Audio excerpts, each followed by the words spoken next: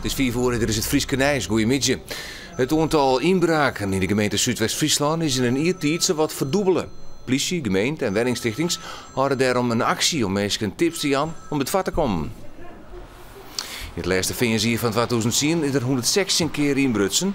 In dezelfde periode is Vliedenier 226 keer onjefte dienen van een wenninginbraak. In heel Friesland neemt het aantal inbraken toe. Het project tegenhouden moet die trend opkeren. Het al een actie West in Grauw en die in Zuidwest-Friesland is Joet aanzetten. Sluit je ramen.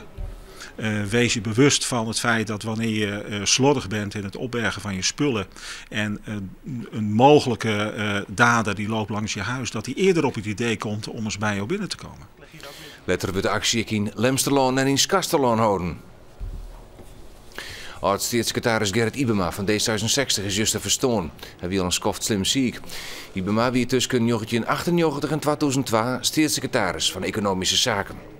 Gerrit Ibema zit van 1989 al in de Tweede Kamer, maar wordt vooral bekend dat hij in 1998 staatssecretaris wordt.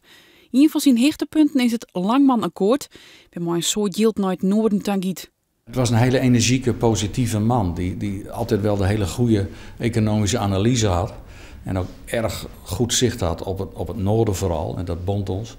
Maar hij had ook altijd oplossingen. Hij praatte altijd over constructieve benaderingen. Er was iemand die ook daardoor anderen energie gaf. In 2002 komt er een einde aan Ibema's politieke carrière. Maar hij bloot net stilzitten. Hij presenteert een economisch programma bij Omroep Friesland. Hij zit in tal van bestuursorganen. Gerrit Ibema is 66 jaar geworden. Een 22-jarige squalmaster van de basisschool in Twiesel is een werkstraf van 200 uren eerste voor het bezit van bennenporno. In Maaien Vliedenier kwamen politiemeesken in een internationaal onderzoek de man uit Boetenpost op het spoor. Op zijn computer thuis zien duizenden foto's en filmpjes. Ik zou de man beelden verspraat hebben. De zaak zwargen voor een soort opspoor onder ouders en band van de basisschool de Lietse Wieman. De officier van justitie wil dat de man een proeftijd van 2 jaar opleiding krijgt. Kiet er dan weer een fout in, dan moet er een jaar de cel in. De 24-jarige man uit Drachten, niet van een week aangehouden is op verdenking van tientallen brandstichtings, het bekend. De man is onder andere verantwoordelijk voor de brand waarbij het een camper verlengde en het vuur oorsloeg naar het huis ernaast. De seatgevel rekken erbij Swierskancherre. De verdachte had een brand veroorzaakt uit een garage en een auto bij verlenging binnen. Verder bekend dat er een getal containerbranden in Drachten. De 22e editie van de beurs Boot Holland in het WTC Expo in Ljouwert had volle minder bezoekers lutsen als Vliedenier. Doel kwamen er 44.000 mensen, nou een dikke 32.000. Nevens de organisatie komt dat er het winterwaar van Vliedenwieken. De exposanten binnen net insteende de leger bezoekersaantallen wel tevreden hoe de belangstelling die de bezoekers voor de boten hielden. Vrijspraak voor de 26-jarige haatverdachte in de zaak Ooms. Dat is zijn advocaat Joet voor het gerechtshof in Ljouwert. Marinus Ooms waar Saint-Gilien in zijn huis in Houlerwiek om het leven bracht.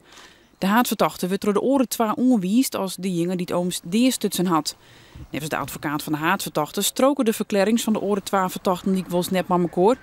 Hij had het halfderm vregen de verklaringen net als bewijs te broeken.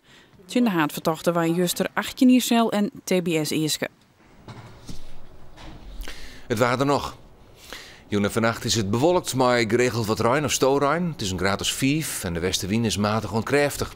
Monier, eerst nog wat ruim, dan wordt het droog, maar het blijft meest bewolkt. De temperatuur luidt om 7 graden heen en er zit een matige westenwind.